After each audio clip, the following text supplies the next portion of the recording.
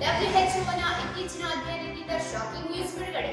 Plastic ಬಳಕೆಯಿಂದ ಭಾರತದಲ್ಲಿ ದಿನೇ ದಿನೇ ಹೆಚ್ಚಾಗುತ್ತಿದೆ ಕ್ಯಾನ್ಸರ್, ಡಯಾಬಿಟಿಸ್, ಅಸ್ತಮಾ, ಇನ್ಫರ್ಟಿಲಿಟಿ ಮೊದಲಾದ ರೋಗಗಳು.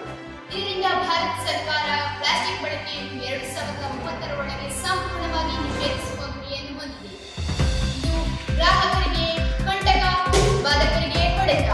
ಈ ವಿಷಯದ ಬಗ್ಗೆ ಇಂದು ರಾತ್ರಿ 9 ಗಂಟೆಗೆ ಬಿಗ್ ಬುಲೆಟಿನ್ ಕಾರ್ಯಕ್ರಮದಲ್ಲಿ ಸೂಕ್ತವಾದ ಚರ್ಚೆ ನಡೆಯಲಿದೆ. ನೇರ, ದಿಟ್ಟ, ನಿರಂತರ ಸುದ್ದಿಯಾಗಿ ವೀಕ್ಷಿಸಿ. ನಾವೀಗ ಬಿಲ್ಲಾರಿಪೇಟೆಯಲ್ಲಿದ್ದೇವೆ. ಕೇಂದ್ರ ಸರ್ಕಾರದ ಹೊಸ ಗುರಿಯಾದ 2030 ಒಳಗೆ ಭಾರತದಲ್ಲಿ ಸಂಪೂರ್ಣವಾಗಿ ಪ್ಲಾಸ್ಟಿಕ್ ಬಳಕೆಯನ್ನು ನಿಷೇಧಿಸಬೇಕೆಂಬ ಮಹತ್ತರ ನಿರ್ಧಾರದ ಬಗ್ಗೆ ಗ್ರಾಹಕರ ಹಾಗೂ ಮಾರಾಟಗಾರರ ಅಭಿಪ್ರಾಯವನ್ನು ಕೇಳಲು ಬಂದಿದ್ದೇವೆ. ನಾವು ಹೆಚ್ಚಾಗಿ ಯೂಸ್ ಮಾಡಿದೆ ಪ್ಲಾಸ್ಟಿಕ್. ಅಂಗಡಿಗಳು ಸಿಗುವುದು ಹೆಚ್ಚಿನ ಪ್ಲಾಸ್ಟಿಕ್. ಹಾಳಿಗೆ ಹೋದಾಗ ಅದನ್ನು ಬಟ್ಟೆ ಚೀಲ ಕೊಟ್ಟರೆ ನಮಗೆ ಕಷ್ಟ ಆಗ್ತದೆ. ಯಾಕಂದರೆ ಹಾಲು ಪ್ಯಾಕೆಟ್ ಐಸ್ ಇರ್ತದೆ, ತುಂಬ ಕೋಲ್ಡ್ ಇರ್ತದೆ, ಅದಕ್ಕೆ ನಮಗೆ ಕಷ್ಟ ಆಗ್ತದೆ. ಅದಕ್ಕೆ ಬಿಸ್ಕೆಟ್ ಎಲ್ಲ ಬರೋದು ಅದರಲ್ಲಿ ಹೆಚ್ಚಾಗಿ ಬರೋದು ಪ್ಲಾಸ್ಟಿಕ್ ಅದರಲ್ಲೇ ಬರೋದು. ಇದೆಲ್ಲ ಸಣ್ಣ ಐಟಮ್ಸ್ಗೆಲ್ಲ ಪ್ಲಾಸ್ಟಿಕ್ ಬರುತ್ತೆ. ಅದಕ್ಕೆ ಅವ್ರು ಏನಾದರೂ ಐಡಿಯಾ ಹಾಕಬೇಕು, ಅದು ಎಂತ ಹಾಕಬೇಕು. ಯಾಕೆಂದರೆ ಬಟ್ಟೆಗಳು ಎಲ್ಲ ಹೀಗೆ ಹಾಕ್ಲಿಕ್ಕೆ ಆಗಲ್ಲ. ಆಮೇಲೆ ವೈಟ್ ಶರ್ಟ್ ಎಲ್ಲ ಇಡ್ತಾರೆ, ಅದು ಗಲೀಜಾಗ್ತವೆ. ಅದು ವಿದೌಟ್ ಕವರ್ ಹಾಕಿದ್ರೆ ಪೀಸ್ ಮೇಂಟೈನ್ ಮಾಡಲಿಕ್ಕೆ ಆಗಲ್ಲ. ಅದರದ್ದು ಏನಾದರೂ ಐಡಿಯಾ ಇದ್ದರೆ ಅವರೇ ಹೇಳಿದ್ರೆ ಅದು ಎಕ್ಸಿಟ್ ಬೇಕು ನಾವು ಅದು ಮಾಡ್ಬೋದು. ಅದರಲ್ಲಿ ನಾವು ಸಪೋರ್ಟಲ್ಲೇ ಇದ್ದೀವಿ. ನಾವು ಕೂಡ ಎಲ್ಲ ಹೀಗೆ ಪ್ಲಾಸ್ಟಿಕ್ ಕವರೆಲ್ಲ ಬ್ಯಾನ್ ಮಾಡಿ ಬಟ್ಟೆ ಕವರೇ ಹಾಕ್ಕೊಡ್ತಾ ಇದ್ದೀವಿ.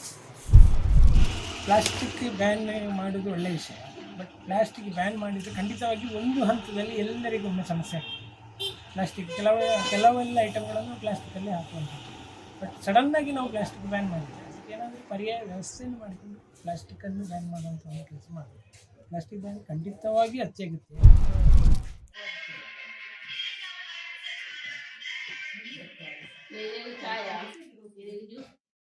ಸಮೀಕ್ಷಾ, ನೋಡಿದ್ಯಲ್ಲ, ಪ್ಲಾಸ್ಟಿಕ್ ಬಳಕೆಯಿಂದ ದಿನ ದಿನ ರೋಗಗಳು ಜಾಸ್ತಿ ಆಗ್ತಿದೆ. ನಾವು ಪ್ಲಾಸ್ಟಿಕ್ ನ ಬದಲು ಬೇರೆ ಏನಾದ್ರೂ ಯೂಸ್ ಮಾಡಬೇಕು. ಇನ್ನೇನು ಯೂಸ್ ಮಾಡಬಹುದು? ಬಟ್ಟೆ ಚೀಲ, ಪೇಪರ್ ಚೀಲ, ಇಂಥದ್ದನ್ನೆಲ್ಲ ಯೂಸ್ ಮಾಡಬೇಕು.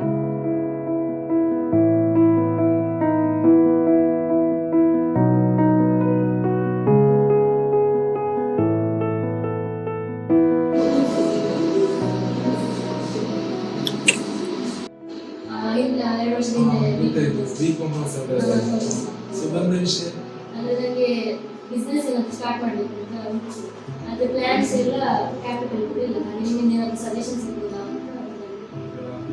ಬಿಸ್ನೆಸ್ ಸ್ಟಾರ್ಟ್ ಮಾಡಬೇಕು ಅಂತ ಹೇಳಿದರೆ ನಿಮಗೆ ಆ್ಯಕ್ಚುಲಿ ಒಂದು ಪ್ಲ್ಯಾನ್ ಬೇಕು, ಯಾವ ರೀತಿ ಯಾವ ಬಿಸ್ನೆಸ್ ಮಾಡೋದು ಅಂತ. ಸೊ ಮತ್ತೆ ಅದೇ ಕ್ಯಾಪಿಟಲಿಗೆ ಈಗ ಇದು ಪ್ರಧಾನ ಮಂತ್ರಿ ಮುದ್ರಾ ಯೋಜನಾ ಸ್ಕೀಮ್ ಅಂತ ಇದೆ. ಸೊ ಅದರಲ್ಲಿ ನೀವೀಗ ಜಸ್ಟ್ ಪಾಸ್ ಔಟ್ ಆಗೋದಲ್ಲ. ಸೊ ಅದು ಯೂತನ್ನು ಎನ್ಕರೇಜ್ ಮಾಡಲಿಕ್ಕೋಸ್ಕರ ಗೌರ್ಮೆಂಟ್ ಮಾಡಿದ ಒಂದು ಸ್ಕೀಮ್. ಸೊ ಅದರಲ್ಲಿ ಸ್ಟಾರ್ಟಿಂಗ್ ಒಂದು 10 ಲಕ್ಷದಷ್ಟು ಲೋನ್ ನಿಮಗೆ ಸಿಗ್ತದೆ. ಬಿಸ್ನೆಸ್ ಪ್ಲಾನ್ ಆಗಬೇಕಲ್ಲ. ಸೊ ಈಗ ಫಸ್ಟ್ ನಾವು ಪ್ರಾಬ್ಲಮ್ ಐಡೆಂಟಿಫೈ ಮಾಡಬೇಕು. ಬಿಸ್ನೆಸ್ ಸ್ಟಾರ್ಟ್ ಮಾಡಬೇಕಂದ್ರೆ ಜನರ ನೀಡ್ ಮತ್ತು ಅವರ ಪರ್ಪಸ್, ಪ್ರಾಡಕ್ಟ್ ಯಾವ ರೀತಿ ಪರ್ಚೇಸ್ ಮಾಡ್ತಾರೆ ಅಂತ. ಈಗ ನನ್ನದು ಆಲೋಚನೆ ಅಂತ ಹೇಳಿದ್ರೆ, ಈಗ ಗವರ್ಮೆಂಟ್ ನಮ್ಮದು ಹೊಸದೊಂದು ಮಿಷನ್ ಇದೆ, ಮಿಷನ್ 2030 ಅಂತ ಗೊತ್ತಿರ್ಬೋದು. ಅದರಲ್ಲಿ ಈಗ ಬಯೋಡಿಗ್ರೇಡಬಲ್ ಪ್ರಾಡಕ್ಟ್ಸ್ನ ಯೂಸ್ ಮಾಡಬೇಕಂತ ಹೇಳ್ತಾರೆ. ಫಾರ್ ಎಕ್ಸಾಂಪಲ್ ಈಗ ಪ್ಲಾಸ್ಟಿಕ್ ಕವರ್ಸನ್ನು ಯೂಸ್ ಮಾಡುವ ಬದಲಿಗೆ ಇದು ಪೇಪರ್ಸ್, ಬಟ್ಟೆ ಚೀಲ ಅಂಥದ್ದನ್ನು ಯೂಸ್ ಮಾಡಬೇಕಂತ ಹೇಳ್ತಿದ್ದಾರೆ.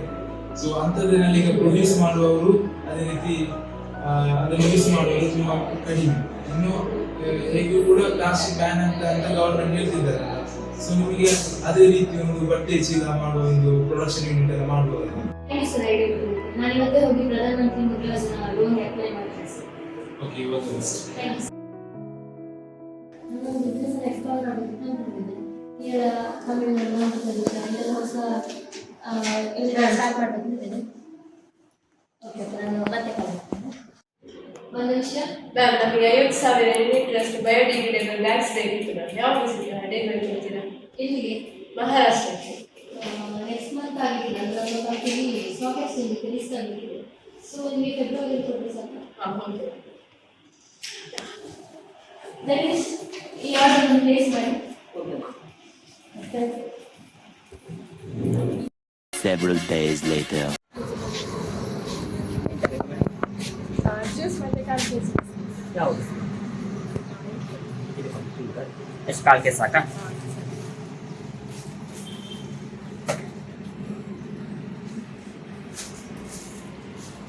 ಟೇಸ್ಟ್ ತಗೊಳ್ಳಿ.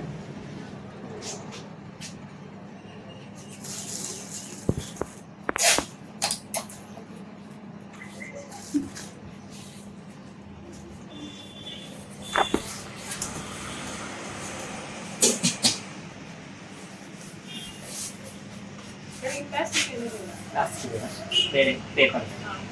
ನಮ್ಮ ದಿನನಿತ್ಯದ ಜೀವನದಲ್ಲಿ ಪ್ಲಾಸ್ಟಿಕ್ ಬಳಕೆ ದಿನದಿಂದ ದಿನಕ್ಕೆ ಹೆಚ್ಚಾಗ್ತಿದೆ.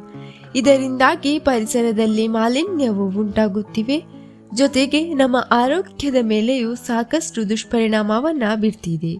ಹೀಗಾಗಿ ಪ್ಲಾಸ್ಟಿಕ್ ಅನ್ನು ಬಳಸುವ ಮುನ್ನ ಒಮ್ಮೆ ಯೋಚಿಸೋಣ, ಯಾಕಂದ್ರೆ ಇರುವುದು ಒಂದೇ ಭೂಮಿ.